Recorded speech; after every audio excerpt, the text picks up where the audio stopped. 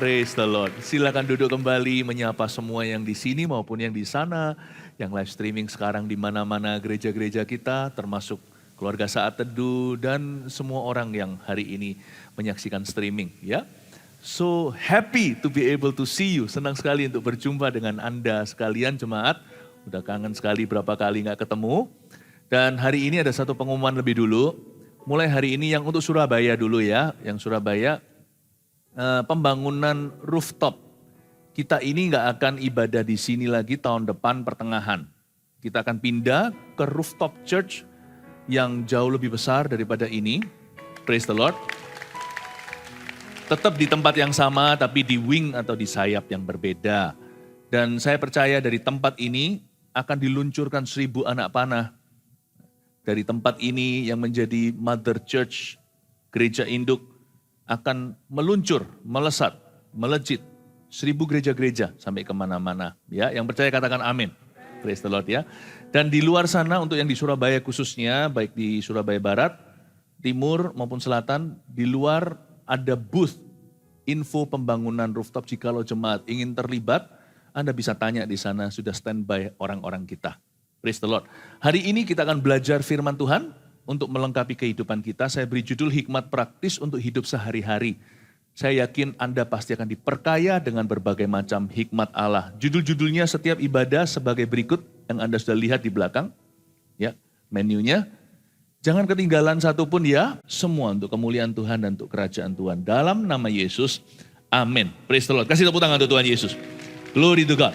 Kita akan baca sekarang Amsal 25, kita memulai dengan yang ke-1 dulu. Saya beri judul jangan terlalu percaya diri tetapi rendah hati. Jangan terlalu percaya diri tapi rendah hati.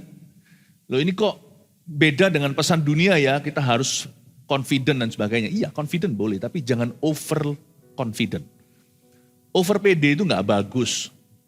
Misalnya toko yang over PD, terlalu percaya diri, tidak berbenah. Ya, kurang rendah hati, merasa sudah di atas awan-awan sana. Biasanya nanti akan disalib. Orang Kristen yang udah lama, pengetahuannya banyak. Kalau dia nggak berapi-api, suam-suam kuku nanti. Lalu kemudian hari dibalap dengan Kristen baru. Kita tercengang saja melihat pemakaian Allah. Tapi bukan atas diri kita, atas orang lain pemakaian Tuhan itu. Kita nggak boleh terlalu percaya diri. Bukan berarti kita minder atau pelin-pelan. Tidak ya. Sama sekali enggak. Saya selalu menerapkan sesuatu. Saya selalu mau belajar. Saya tidak mau merasa sudah nyampe. Udah sampai di situ. I've arrived. Done that. Been there. Bahasa Inggrisnya. I've arrived. No, kita adalah Kristen yang belum sampai di destinasi atau tujuan. Kita punya tujuan, tapi kita belum sampai di situ, kita sedang berjalan. Very important untuk kita itu tidak over PD. Di mana iman dibutuhkan, jangan pelin-pelan, kita katakan ya dan amin. Aku percaya. Tapi kalau itu berurusan dengan ego kita, gak ada salahnya kita berkata semoga. Ya, doakan ya, semoga berhasil. Itu bukan berarti orang itu gak persiapan. Setelah kita belajar untuk ujian, belajar sungguh-sungguh nih, sampai lembur-lembur, sampai meneguk kopi. Ya, saya masih ingat zaman-zaman saya belajar di Singapura waktu saya itu sebagai siswa. Waduh, susah. Susah, standarnya tinggi sekolah di sana. Maka saya ingat waktu itu pernah berapa malam itu saya gak tidur untuk belajar. Gak baik sih sebenarnya. Tapi waktu teman saya tanya sama saya diajari sih. Saya diajari sama orang tua saya dari dulu, dari sejak kecil. Jadi orang itu gak boleh sok-sokan. Ya kan? Maka saya selalu ngomong begini kalau teman-teman bilang, wah kamu pasti bisa bagus ya nilainya. Saya bilang semoga. Orang kalau bilang semoga itu dia gak persiapan, maka orang itu kurang bertanggung jawab. Tapi kalau orang sudah persiapan mati-matian, dia berkata semoga, itu berarti dia mawas diri. It's okay loh, bilang semoga. Ya semoga. Tapi kalau seumpamanya misalnya kalau sebuah proyek apa atau Anda memimpin sekelompok orang untuk meraih sesuatu, jangan pakai semoga. Saya yakin kita pasti bisa, seperti Yosua. Yosua kan bilang gitu. Ketika semua pengintai, semua ragu. Yosua berkata, kita pasti bisa menelan mereka. Kalau Allah di pihak kita. Tolong pahami ya, hikmat praktis itu gak ada yang baku. Di setiap situasi kita harus sensitif dan peka, tahu bahwa ini membutuhkan perkataan iman atau cukup kerendahan hati. Saya rasa kita semua harus belajar tidak boleh arogan. Jadi orang Kristen nggak boleh begitu, dan jemaat kita terutama. Jemaat kita ini tambah hari tambah besar. Gereja kita juga semakin kuat. Ketika kita semakin melihat berkat, penyertaan Allah. Dan jikalau kita dipercaya dengan berbagai macam sumber daya, kita nggak boleh arogan. Sebagai gereja aja kita nggak boleh arogan. Kita harus belajar selalu memperbaiki, memperbaharui diri. Jangan terlalu percaya diri tapi rendah hati. Mari kita sekarang baca Amsal-Amsal ini. Ada 8 ayat yang semoga saya bisa selesaikan semua. Ini adalah Amsal-Amsal Salomo yang dikumpulkan pegawai-pegawai Hizkia. Ayat pertama. Juga ini adalah Amsal-Amsal Salomo yang dikumpulkan pegawai-pegawai Hizkia, Raja Yehuda. Stop. Jadi ini Amsal-Amsalnya Salomo. Ya semua tahulah Salomo itu adalah anaknya Raja Daud. Dia adalah raja terbesar dan terkaya sepanjang sejarah. Nah Salomo ini Alkitab mencatat di 1 Raja-Raja pasal 4. Nggak usah dibuka ayatnya, ayat 32. Bahwa Salomo itu mengubah atau menulis 3.000 amsal. Sacing loh, 3.000 loh amsalnya. Kalau Anda baca seluruh amsal ini yang tidak semua ditulis oleh Salomo, ada juga yang ditulis oleh Lemuel dari ibunya. Amsal-amsal ini nggak ada 3.000. Nggak ada. Sayang ya, ada banyak hikmat yang tertelan. Jadi Alkitab ini menurut saya cukup yang perlu kita ketahui. Lebih dari itu mungkin kita nggak bisa handle. Padahal Salomo mengubah 3.000 amsal. 1.005 lagu. Hebat nggak? Salomo ini menciptakan atau menulis lagu itu 1.000 plus 5 lagi. Kasih ekstra. Dan semuanya itu tidak sempat untuk tertuliskan, tuangkan dalam Alkitab. Kita nggak usah cari. Kalau kita baca kitab Mazmur, papanya Salomo namanya Daud, itu lebih terkenal, lebih tersohor sebagai pemazmur. Ternyata Salomo juga sangat musical. Sangat nyeni dia. Saya kagum orang ini ya, nggak tahu otaknya terbuat dari apa. Yang pasti Roh Kudus tinggal di sana, nggak mungkin orang bisa berbuat begini. Nggak mungkin orang bisa meraih demikian rupa. Tapi dari sini kita pelajari sesuatu bahwa asal kita itu setia dengan yang ada di depan kita itu Alkitab. Roh daripada 3.000 amsal dan 1.005 lagu yaitu Roh Kudus itu akan menerangi kita kalau kita nggak asal-asalan jadi orang Kristen. Kalau kita mau belajar. Setiap kali kita baca ayat-ayat di Alkitab itu, orang dapatnya cuma segini, Anda dapatnya segitu. Roh 3.000 amsal itu ada padaku. Roh 1.005 lagu. Jadi orang lain kalau baca Alkitab, ya. Tapi kalau kita membacanya, mendapatkan kedalaman tanpa mengubah maknanya. Saya harapkan Anda untuk mengerti bahwa ayat 1 aja kita belajar sesuatu bahwa Roh Kudus itulah sumber hikmat. Dekatlah sama dia. Kalau Anda mau bisnismu jalan, kalau Anda mau pelayananmu diberkati, kalau Anda mau lihat keluarga Anda bahagia, mendekatlah pada Roh Kudus. Penuhi dirimu dengan Roh Allah. Jangan dengan hemat manusia atau hikmat-hikmatmu semata. Belajar untuk merapat dengan Tuhan, karena Tuhanlah sumber hikmat. Dan hikmat itu nggak ada tanggal kadaluarsanya loh. Dia itu berevolusi demikian rupa, tidak mengubah signifikansi, tidak mengubah makna. Tapi aplikasinya itu bisa saja untuk kita segala zaman. Karena lihat, Amsal-Amsal Salomo ini dikumpulkan kembali oleh pegawai-pegawai Hizkia, Raja Yehuda. Loh kok ada 2 raja di pasal 25. Di antara Raja Salomo dan Raja Hizkia, Raja Salomo yang mengubah Amsal-Amsal atau menuliskan Amsal itu, dengan Hizkia yang tidak menuliskan Amsal itu tapi mendapatkan benefitnya dan dia suruh pegawai-pegawainya untuk kumpulkan. Itu termasuk nabi mungkin zaman dia seperti Yesaya, Hosea. Si Raja Hizkia ini suruh pegawainya, dia gak perlu tulis sendiri. Ngapain sih kita tulis Alkitab sendiri? Alkitab yang ada aja dari Tuhan untuk kita ini aja gak selesai-selesai kita lakukan. Ngapain sih setiap orang itu harus bangga sama produknya? Tidak sanggupkah kita itu leverage atau memanfaatkan apa yang sudah tersedia.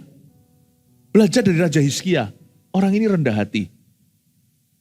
Dia nggak merasa, oh Salomo raja terbesar, Hizkia itu raja besar. Dia nggak mencoba untuk menyaingi Salomo.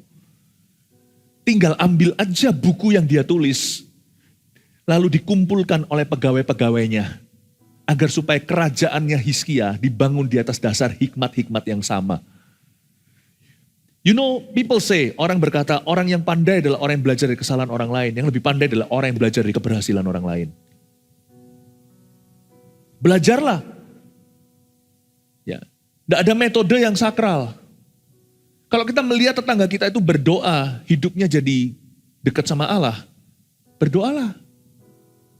Kalau kita melihat teman kita yang satunya lagi itu melayani, lalu seluruh keluarganya itu berubah ya, sifatnya itu menyenangkan. Melayanilah.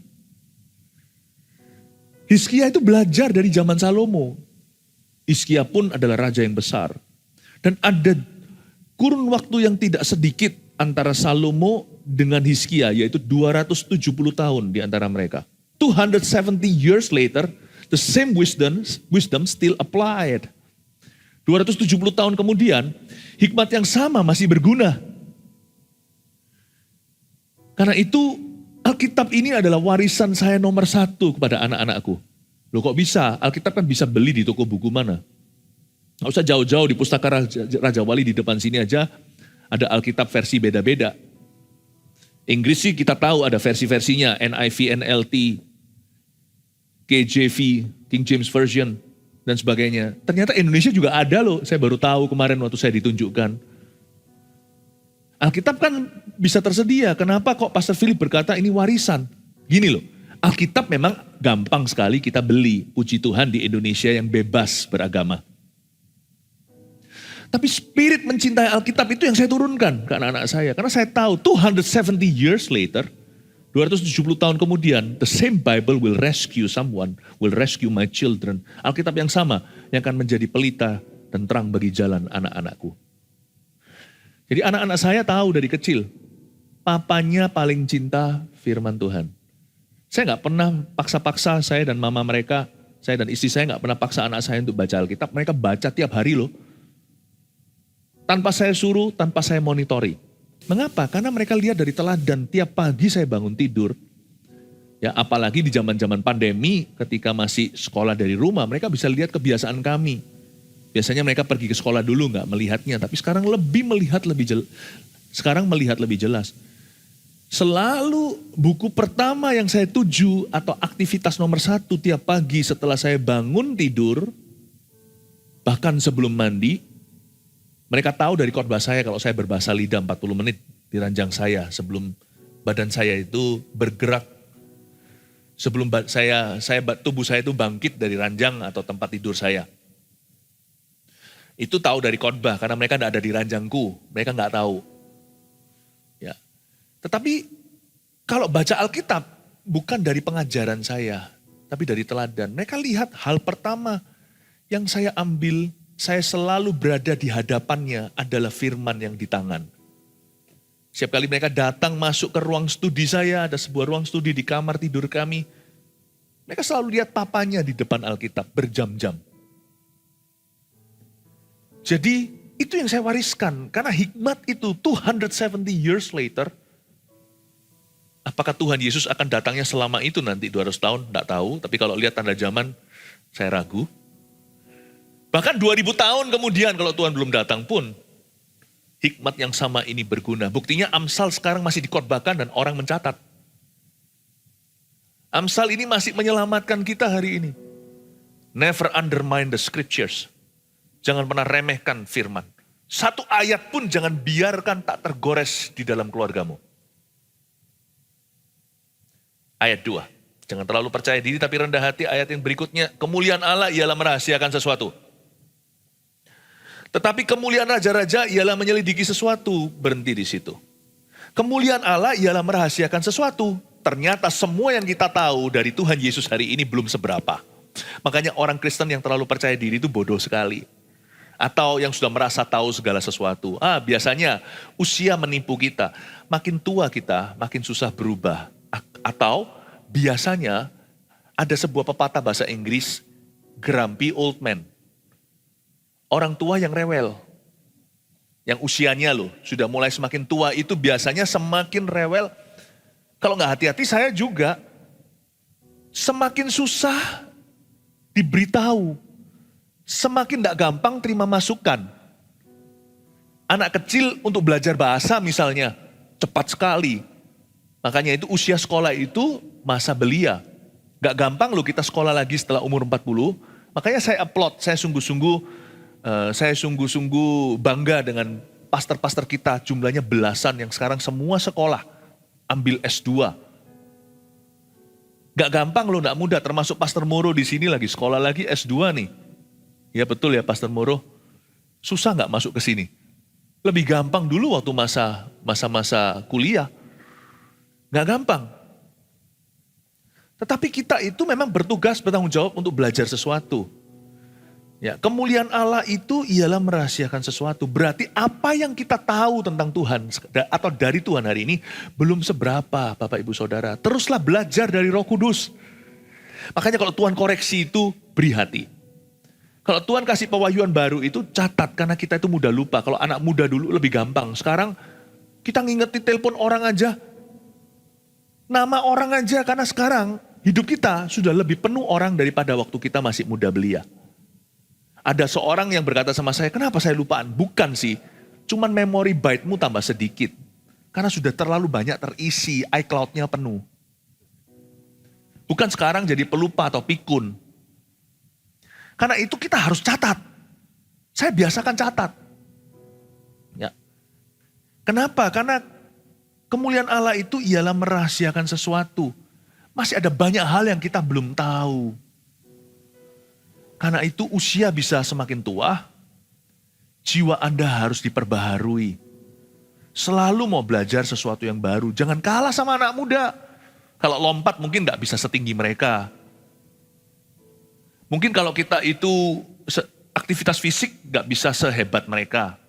Tapi jiwa kita bisa awet muda. Kemuliaan Allah ialah merahasiakan sesuatu, membuat saya excited membaca ayat ini. Membuat saya bergairah. Berarti hari ini Tuhan akan ajari saya sesuatu yang baru. Besok ada sesuatu yang saya belum tahu. Yang Tuhan sediakan bagi orang yang mengasihi Dia, peduli amat usianya adalah telinganya belum dengar, matanya belum lihat. Itu yang Tuhan sediakan untuk aku. Kemuliaan Allah ialah merahasiakan sesuatu, saya kasih contoh. Alam fisik atau semesta alam ini gak seberapa. Ciptaan Tuhan itu sebagian besar malah justru yang gak kelihatan loh. Saya yakin sorga itu jauh lebih mulia, jauh lebih sophisticated, jauh lebih kompleks, jauh lebih nyata, jauh lebih lengkap daripada alam semesta yang kita lihat dengan panca indera.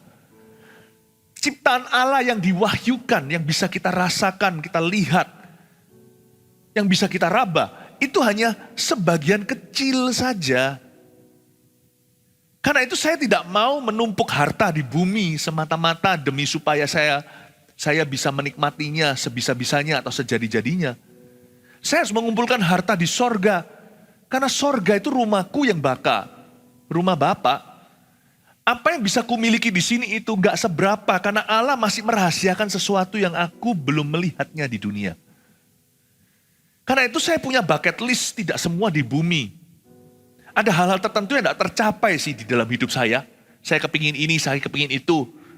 Nggak apa-apa. Saya akan nanti mendapatkannya di sorga. Apakah ini halusinasi atau imajinasi atau angan-angan? Ini iman. It's okay. Ada orang tertentu yang lahir buta. Sampai sekarang doa minta mujizat belum terima. It's okay brother. Kalau Anda mati buta, di sorga Anda akan melihat dengan super jelas. Bucket listmu, tolong ditahan ya sampai nanti. Ada berapa orang di sini berkata, aku papa mama itu kepingin punya rumah yang gede.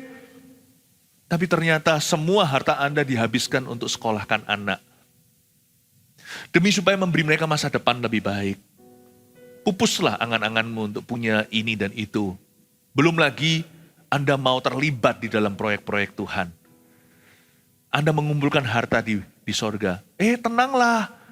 Jangan dicoret itu bucket list atau daftar keinginanmu atau angan-angan. Mimpi itu jangan dihapuskan. Tulis saja yang ini for heaven. Bukankah Yohanes 14 berkata begini, Yesus ngomong demikian. Jangan gelisah ya. Percayalah kepada Allah, percayalah kepadaku. Di rumah Bapakku ada banyak tempat tinggal. Kata tempat tinggal itu mansion atau banyak istana. Istana pribadi untuk setiap anak-anakku. Wow. Jangan dihapuskan mimpinya. Tapi untuk another time, untuk waktu kemudian. Karena ciptaan Tuhan yang sekarang di mana kita tinggal ini, yaitu di bumi ini, di bawah langit, di bawah kolong langit atau matahari, belum seberapa, saudara. Kemuliaan Allah ialah merahasiakan sesuatu. Tahukah ada sebuah dunia yang lebih dari dunia yang kita tahu, yang sekarang masih dirahasiakan untuk kita. Kita hanya bisa ngintip sedikit-sedikit aja dari firman Allah sih. Tuhan gak pernah super jelas tentang heaven atau sorga. Mengapa begitu? Supaya kita fokus, supaya kita konsentrasi di hidup ini untuk mencari kerajaannya terlebih dahulu. Tapi saya punya keyakinan, dari Kejadian sampai Wahyu, ya terutama di Perjanjian Baru, sorga itu ada cipratan-cipratan pewahyuan tentang kehidupan kekal. Itu cukup membuat saya berkata, yes. Kemuliaan Allah ialah merahasiakan sesuatu. Ada sesuatu yang masih dirahasiakan dari aku. Cukup beriman saja saya percaya. Suatu hari saya akan melihatnya nanti. Bapak ibu saudara, jangan frustrasi di hidup ini. Kita jangan merasa, kita harus tahu juga kalau kita ngalami masalah nih. Aku harus tahu kenapa terjadi. Kadang-kadang kita nggak tahu jawaban dari why. Jangan paksa Tuhan jadi manusia. Nanti di ibadah-ibadah berikutnya aja saya ceritakan. Karena ada ayatnya. Manusia itu nggak tahu masa depannya. Menurut saya bagus loh kita tuh nggak tahu masa depan. Mau tahu kenapa? Nunggu aja salah satu ibadah nanti. I think we should not know everything. So that we remain human and He remains God. Supaya kita tetap manusia, Dia tetap Allah. Karena kita nggak bisa handle jadi Tuhan. Kemuliaan Allah ialah merahasiakan sesuatu. Jadi kalau Tuhan berkata, you don't have to ask why. Kamu jangan tanya why. Jangan tanya mengapa. Percaya saja dan jalanlah. Percayalah tanpa melihat. Ketahuilah bahwa aku adalah Allah, diamlah dan ketahuilah. Memang tugas Tuhan itu merahasiakan sesuatu. Mungkin bagi Tuhan tahu bahwa kita belum siap untuk pewahyuan itu. Kalau dijawab why, Anda nggak ready. Jadi ada kalanya, Tuhan ku percaya, rencanamu indah, walau saat ini sih tak ku mengerti. It's okay loh. Engkau telah berfirman, memberi masa depan, damai sejahtera, penuh harapan. Yang penting kita tahu ini, ku tahu rencanamu indah bagiku, karena karakternya. Ku tahu kehendakmu baik bagiku. Ku tahu rancanganmu sempurna bagiku. Ku tahu jalan-jalanmu yang terbaik bagiku. Mengenal hatinya, pribadinya dan karakternya enough for me. Cukup bagi aku. That's enough for me to know. Percayalah, seumur hidupku itu adalah pewahyuan yang cukup membuatku sibuk. I don't have to know anything beyond unless He wants me to. Saya tidak perlu tahu sesuatu lebih dari itu kecuali Tuhan yang menghendakinya. Kemuliaan Allah ialah merahasiakan sesuatu. Tetapi kemuliaan raja-raja ialah menyelidiki sesuatu. Raja-raja sini R huruf kecil, ini kita, Bapak Ibu. Kemuliaan raja-raja ialah menyelidiki sesuatu. Makanya bagian kita adalah mengenal apa yang kita bisa. Tahu apa yang kita mampu. Glory. Ya kan? Dan juga glory to God for all findings. Dan kemuliaan bagi Tuhan untuk semua penemuan. Di dunia ini, Kristen atau bukan, terjadi penemuan obat tertentu. Terjadi penemuan obat COVID. Itu semua adalah kemuliaan untuk Tuhan loh. Karena kemuliaan raja-raja R huruf kecil ialah menyelidiki sesuatu. Untuk orang bisa menemukan perlu restu daripada raja di atas segala raja itu. Penemuan teknologi sekalipun yang menemukan bisa saja orang-orang yang tidak kenal Tuhan. Karena manusia kenal nggak kenal Tuhan, dicipta dalam gambar dan rupa Allah. Mereka dicipta dengan sebuah kemampuan untuk menemukan. Di sini adalah sebuah pesan untuk semua siswa, mahasiswa untuk belajar sungguh-sungguh. Kemuliaan Allah ialah merahasiakan sesuatu, Anda tugasnya menimba ilmu. Kalau Anda dan saya mau dipakai Tuhan lebih dari Indonesia, belajar roh. Belajarlah bahasa baru, bukan bahasa roh maksudnya, ini bahasa alamiah. Bahasa Inggris, bahasa Chinese, pelajari itu. Ya. Kemuliaan kita ialah menyelidiki sesuatu, tetapi terutama penemuan yang harus menjadi target setiap orang Kristen, peduli amat budaya bahasanya dari segala bangsa. Carilah dahulu kerajaan sorga dan kebenarannya. Itulah kemuliaan raja-raja. Aku anak raja, engkau anak raja, kita semua anak raja. Tugas kita yang utama adalah mencari kerajaan Allah dan kebenarannya. To study the Bible, that's your job. It's not the Holy Spirit's job. Bukan tugasnya Roh Kudus untuk Anda belajar Alkitab. Roh Kudus itu tugasnya menerangi. Coba bayangkan, Anda bisa nggak kalau andai kata Anda kasih lampu sorot terang gini, tapi kalau Alkitab Anda tertutup ya percuma kan? Jangan suruh Roh Kudus yang buka Alkitab untukmu. Bukalah Alkitab, ketika Anda membacanya, dia yang membuka pikiranmu. Kemuliaan raja-raja ialah menyelidiki sesuatu. Selidikilah titah-titahnya.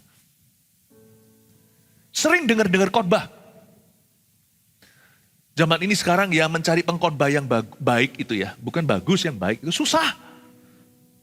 Saya kira barang langka itu emas, perak, permata. Bukan. Barang langka itu pengkhotbah. Saya mengucap syukur pada Tuhan di in-house gereja kita. Hamba-hamba Tuhan semuanya di sini. Mereka belajar membagikan firman dengan spirit yang sehat. Susah loh. Ya. Karena itu Bapak Ibu Saudara, pengajaran itu harus berharga. Hargai itu dengan tingkat tinggi. Sebab kemuliaan raja ialah menyelidiki sesuatu. Anda nggak perlu menyelidiki sendiri.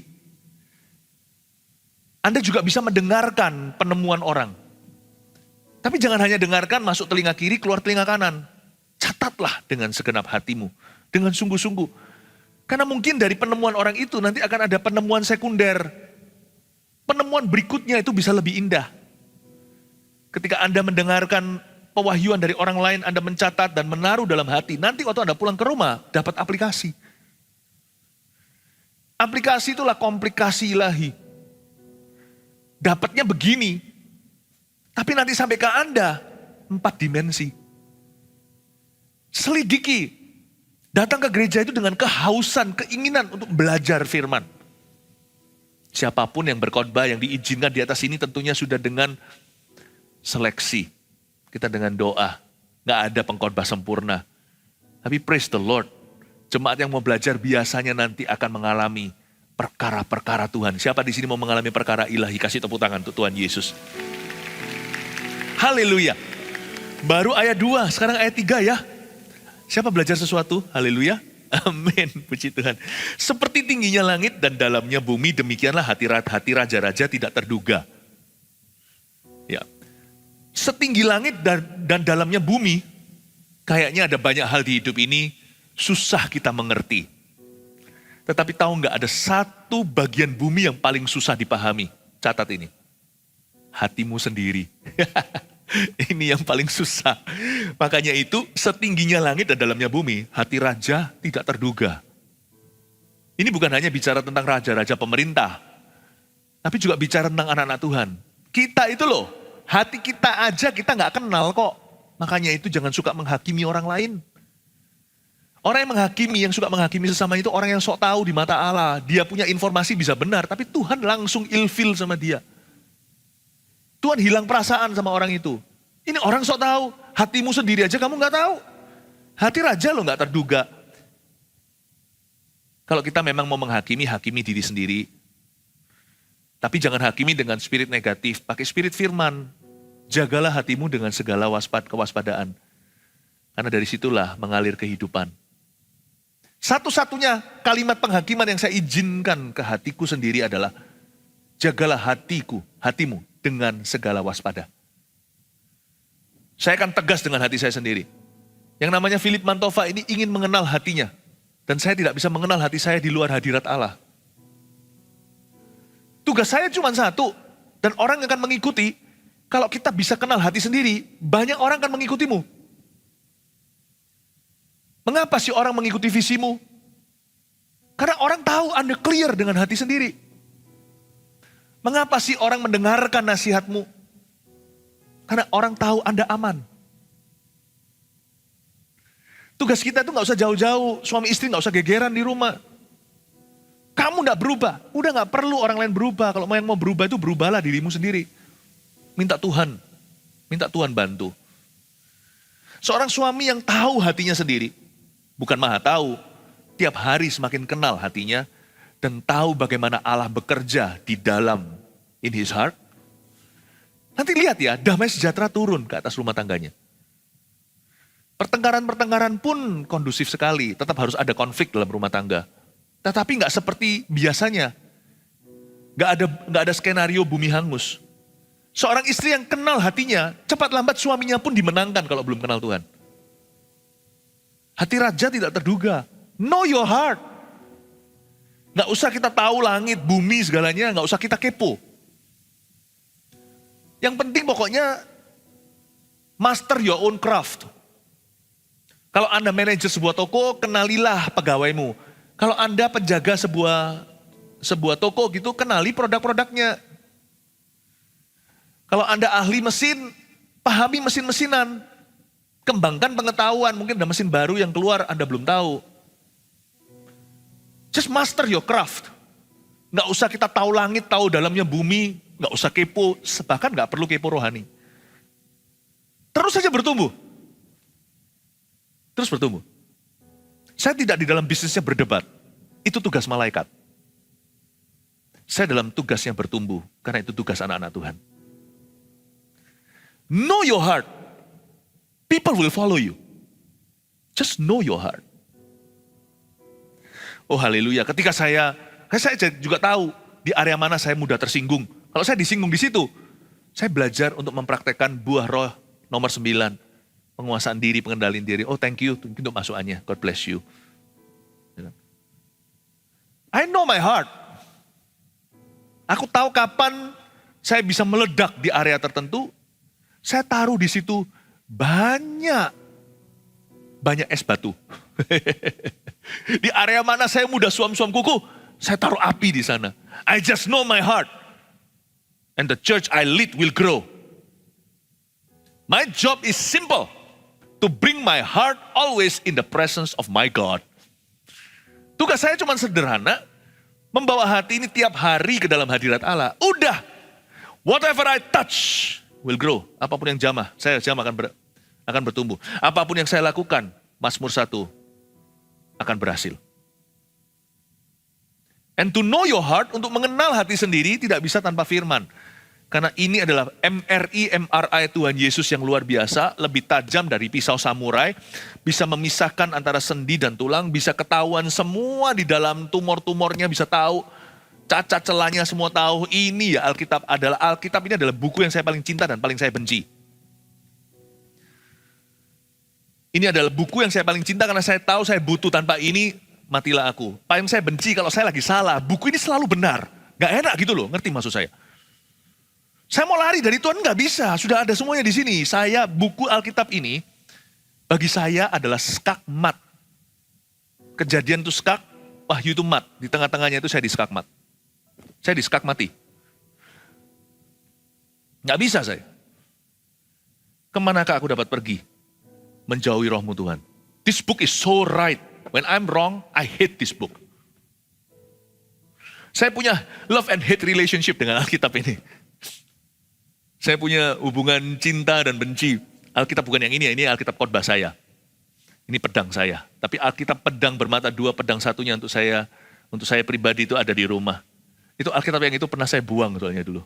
Pernah saya lempar gitu. Oh bukan yang itu sih, satu lagi. Yang ini Alkitab saya ada beberapa yang itu sudah rusak total. Itu saya pernah lempar dulu karena saya bencinya.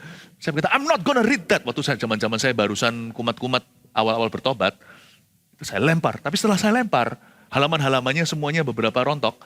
juga saya kembalikan. Saya kembalikan karena saya sebenci-benci itu, saya tahu saya nggak bisa jauh. Setelah saya lempar, saya nggak tega. Itulah cerita saya dulu waktu saya awal bertobat. Jangan ditiru, buruk sekali. Tapi Alkitab ini luar biasa. It's so right. Emang dia nggak bicara tentang bisnis kita kalau kita bisnis apa? Tambang lah, perhiasan lah, bisnis F&B lah. Nggak ada ditulis sih.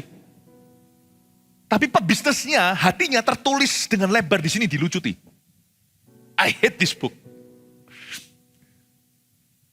And I love this book. Demikianlah hati raja tidak terduga. Jagalah hatimu dengan segala waspada dengan Roh Kudus dan dengan firman Allah. Amin. Oh, haleluya. Kasih tepuk tangan untuk Tuhan Yesus. Praise the Lord. Ayat 4. Sisihkanlah sanga dari perak, maka keluarlah benda yang indah bagi pandai emas. Baca Alkitab itu gini. Ayat 4, sanga itu apa toh ya? Nah, bagusnya hari ini ada internet, Anda bisa pelajari sanga itu apa, atau ada versi lain, Anda bisa compare. Tapi sampai sekarang terus terang untuk saya baca ini, saya belum tahu loh sanga itu apa. Mungkin kali kalau kita itu melebur orang-orang yang di perhiasan gitu mungkin lebih tahu ya. Maka keluarlah benda indah bagi pandai emas, mungkin itu adalah semacam faktor pemurnian ya. Kalau Anda baca Alkitab, kita baca Alkitab ayat, misalnya kayak ayat 4 gini, lalu kita nggak ngerti, move on ke ayat 5. Nah, Anda kira-kira dapat comparison atau perbandingan. Sisihkanlah orang fasik dari hadapan raja. Oh oke, berarti itu tadi pemurnian. Maka kokohlah tahtanya oleh kebenaran. Sisihkanlah sanga dari perak, itu adalah ilustrasinya, alegori, maka keluarlah benda yang indah bagi pandai emas.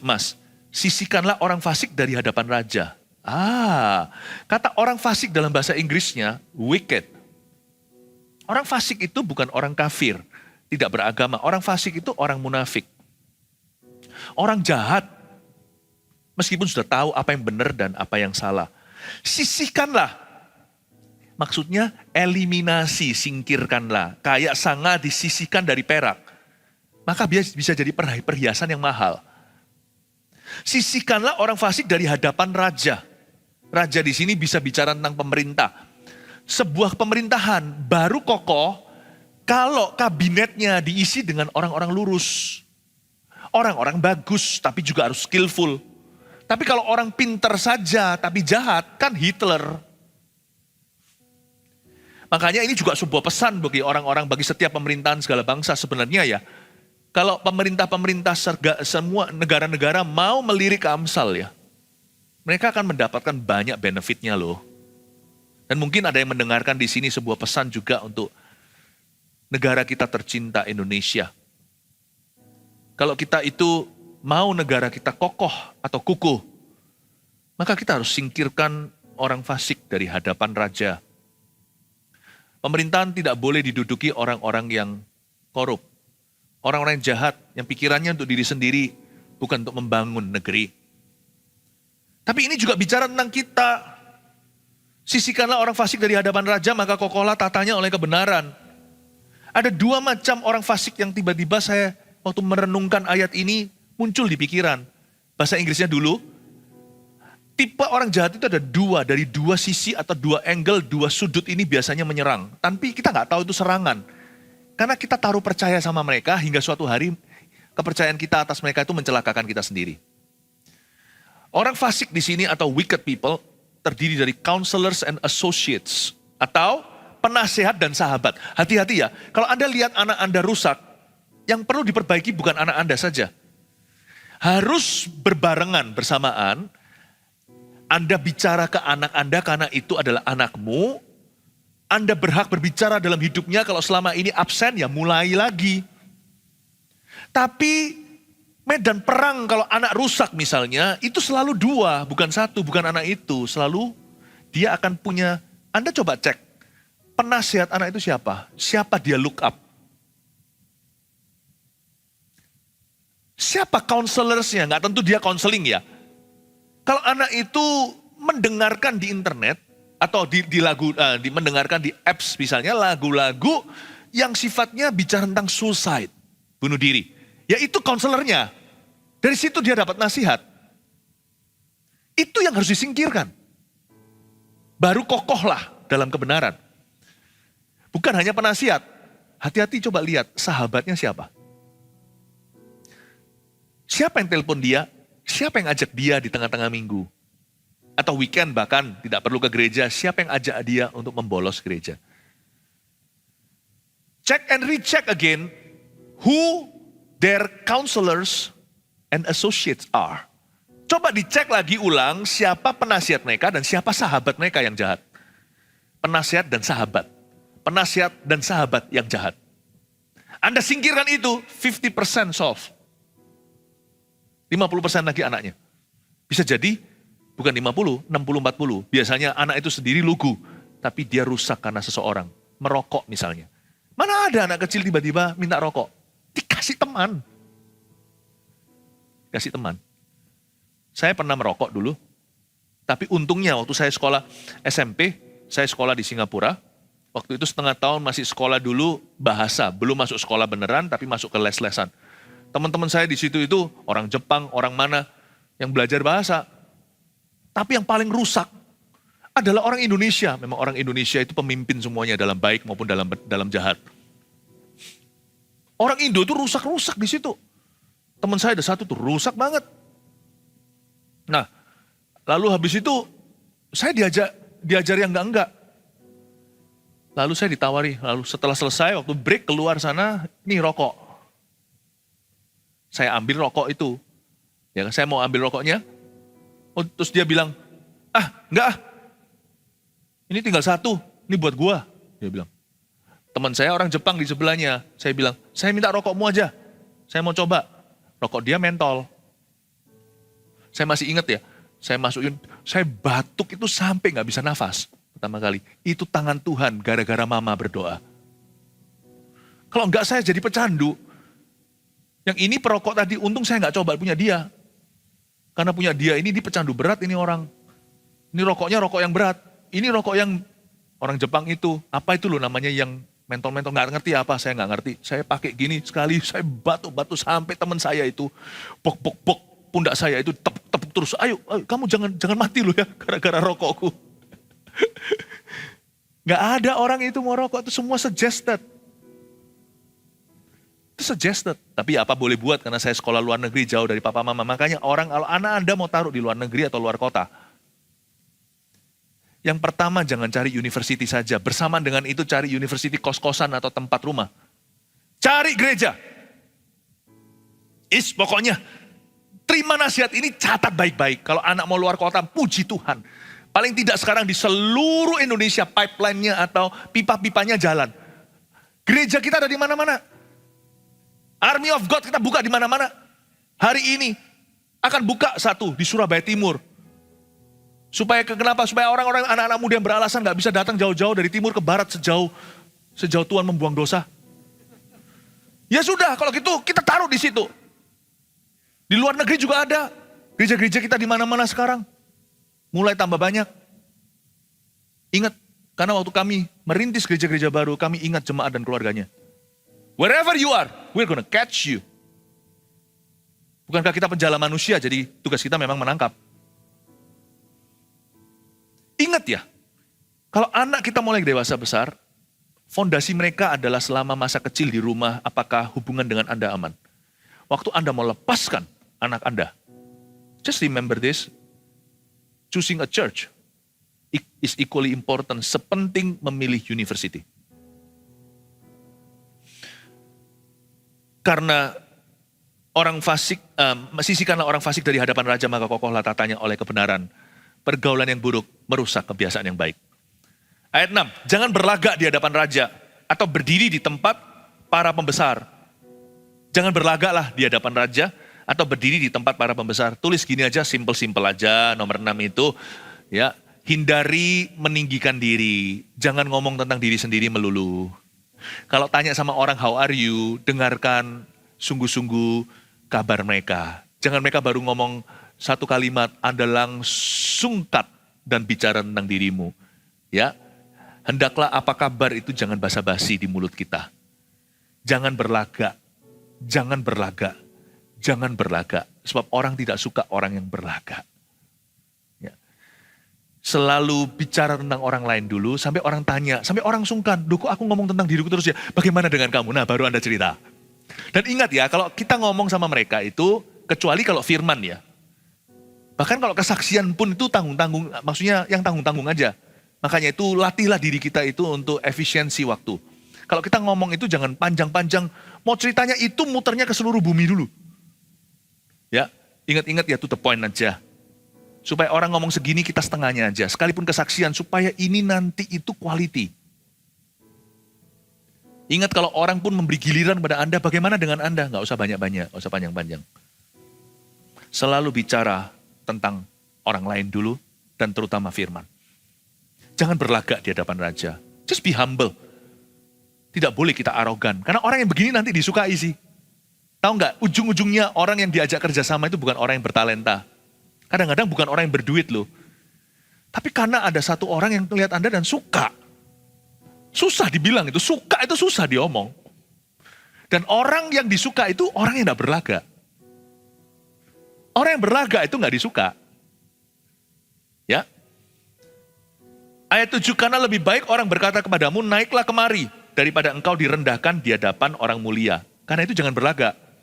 Karena lebih baik sih orang ngomong sama kita, naik ke sini, saudara, daripada kita direndahkan di hadapan orang mulia. Yesus sendiri kan pernah memberikan pengajaran ini. Kalau duduk di sebuah tempat pertemuan atau pesta, jangan cari meja VIP. Mending nanti hostnya merasa sungkan, loh kok Anda di situ? Ayo di depan. Daripada orang yang dudukin tempat yang tidak menjadi miliknya, lalu diusir sama ushernya. Kalau gereja lain ya gereja lain, kecuali yang dikasih kantong-kantong begitu, reserve, pastor segalanya, itu mungkin ada tempat supaya nggak cari-cari lagi. Kalau di gereja datang itu menurut saya, datang ke ibadah itu lebih baik cari terdepan. Kursi-kursi yang nggak disarungi itu kan bisa semua, lebih baik. Kenapa? Kalau semakin depan secara psikologi aja, lebih gampang konsentrasi daripada yang di belakang sana, karena HP-nya nggak kelihatan. Sungguh loh, ibadah itu cuma berapa lama sih? Seminggu cuma sekali. Kalau saya jadi Anda, saya datang ke gereja, datang early, datang awal, dan saya akan duduk paling depan. Paling depan. Supaya apa? Membantu saya untuk secara manusia, bukan Roh Kudus di mana-mana, untuk dapat lebih. Dan kalau orang yang streaming juga, jangan biasakan streaming sambil jalan kemana-mana, streaming. Kalau perlu Anda lengkapi di zaman online gini, beli TV-nya, kasih kursinya, gimana, buat suatu tempat di mana Anda sungkan kalau lari-lari. Buat beneran gitu loh. Karena tanpa konsentrasi, mana bisa matematika? Kalkulus lagi, tanpa konsentrasi, bagaimana teologi ya? Ngerti apa dia? Untuk saya kalau begini juga perlu konsen. Anda sekarang berkedip, Anda nggak ikut aja nanti ke ayat berikutnya, Anda sudah nggak bisa konsentrasi, Anda sudah nggak dapat, udah kehilangan banyak. So kalau kita bicara tentang protein dalam hadirat Allah, Anda berkedip saja atau Anda cuman kesana sini, kehilangan sesuatu dan mungkin itu akan menolongmu nanti 2 tahun lagi. Itu akan menjadi pertolonganmu bulan depan. I cannot afford to lose anything what God is saying. Saya nggak berani kehilangan sesuatu yang Allah sedang katakan. Barang siapa punya telinga, hendaklah ia mendengarkan apa yang Roh katakan kepada jemaat. Kitab Wahyu berkali-kali dikumandangkan. Ayat 8. Apa matamu lihat? Jangan terburu-buru kau buat perkara pengadilan. Karena pada akhirnya apa yang engkau dapat lakukan kalau sesamamu telah mempermalukan engkau. Kita masuk ke ayat terakhir ya. Masuk ke tentang pengadilan ini. Apa yang matamu lihat? Jangan terburu-buru kau buat perkara pengadilan. Jangan jadi orang Kristen yang suka memperkarakan orang lain. Saya ngerti ada kasus-kasus terpaksa, saya paham. Tapi kalau itu antara sesama anak Tuhan, masa sudah nggak ada orang Majus sih di dalam gereja?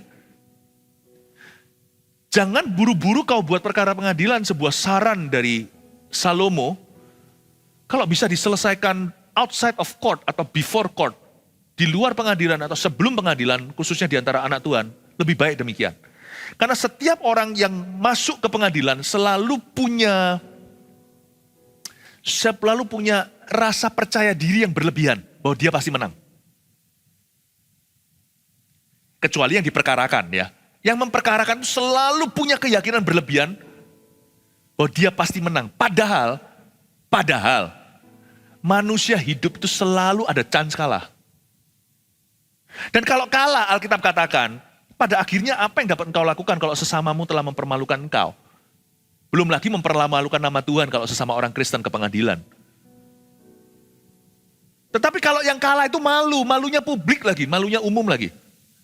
Malunya di depan umum. Karena itu jangan sampai kita itu terlalu percaya diri. Karena setiap orang itu selalu ada potensi untuk kalah. Selesaikan secara kekeluargaan lebih baik lagi. Tidak adakah orang bijaksana? Saya sebut begini aja. Kalau di sistem pengadilan negara lain, selalu ada juri jaksa, ada jaksa penuntut pembela, hakim jaksa, dan juri. Juri ini terdiri dari orang-orang awam. Lucu ya, orang-orang bayar habis-habisan untuk pengacara, ujungnya juga keputusan di tangan rakyat. Hakim itu akan tanya sama jurinya. Wasitnya dari pengadilan itu 12 orang-orang citizens ordinary yang dipilih oleh pengadilan. Ternyata pengadilan pun kalau di luar negeri begitu, ujungnya selesai di tangan everyday people. Ngapain bayar lawyer? Selesaikan aja with everyday people. Masa nggak ada sih orang majus di rumah Tuhan? Tapi kalau sistem peradilan di setiap negara beda, termasuk di Indonesia. Karena itu saya punya beberapa renungan. Kalau memang terpaksa memang harus ke pengadilan, khususnya bagi yang memperkarakan, make sure Anda punya 7 hal ini. You have a good cause.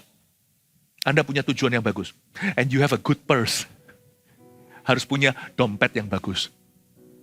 Mesti tebel dompetnya. You must have a good lawyer, harus punya pengacara yang bagus.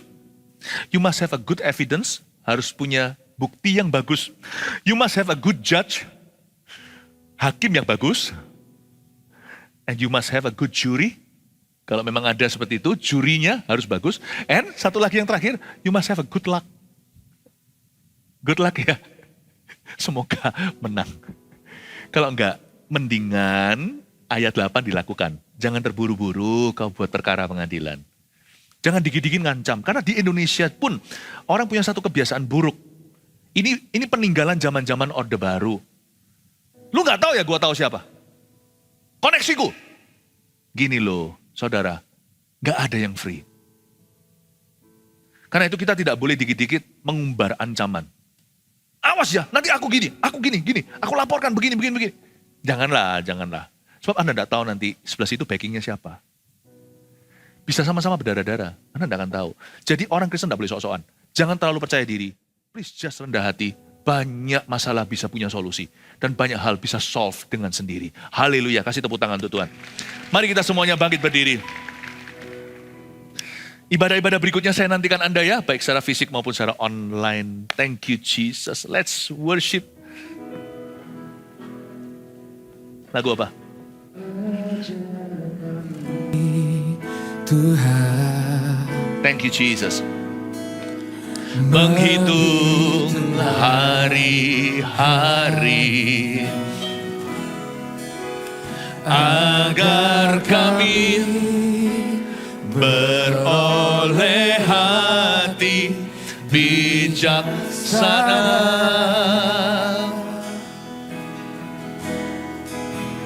Ajar kami Bapa hidup dalam jalan-Mu agar semua rencana-Mu digenapi. Mulialah nama-Mu, mulialah nama-Mu Tuhan, dan ajaib jalan-Mu. Pimpin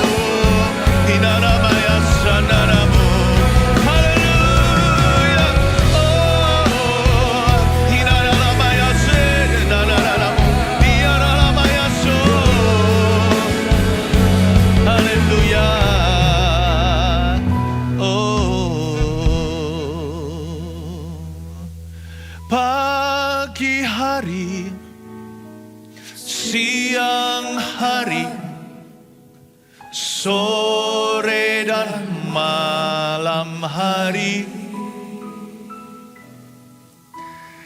tak hentinya mengucap syukur atas kebaikan-Mu. Pagi hari, siang hari, sore dan malam hari, tak hentinya mengucap syukur atas kebaikan-Mu. Kita ambil persembahan kita sebagai bagian daripada penyembahan kita. Mari kita angkat di hadapan Tuhan. Tuhan, biarkan persembahan ini wangi di hadapan-Mu. Kami akan terus merintis gereja dengan ini ya Tuhan. Bantu jemaat-Mu terus di dalam pekerjaan mereka sebagai bendahara-Mu. Berkati mereka selalu. Dalam nama Yesus. Amin. Mari kita letakkan. Sebentar lagi kita akan terima doa berkat. Jangan lupa, nanti waktu keluar, tolong di visit, dibesuk booth yang sudah disediakan. So you get to know your church building yang baru nanti tahun depan itu, supaya Anda tahu bagaimana, apa dan sebagainya, supaya semua turut mendoakan dan terbeban untuk melihat bangunan yang meluncurkan 1000 gereja ini akan jadi. Praise the Lord ya. Haleluya. Tak hentinya mengucap syukur atas kebaikan-Mu. Tak hentinya mengucap syukur, tak hentinya mengucap syukur atas kebaikan-Mu. Terimalah berkat dari Allah Bapa, kasih karunia dari Tuhan Yesus, pengurapan dan hikmat dari Allah Roh Kudus menyertai kehidupanmu sehari-hari dari sekarang sampai Yesus datang. Haleluya. Amin. Selamat pagi, Tuhan Yesus memberkati. God bless.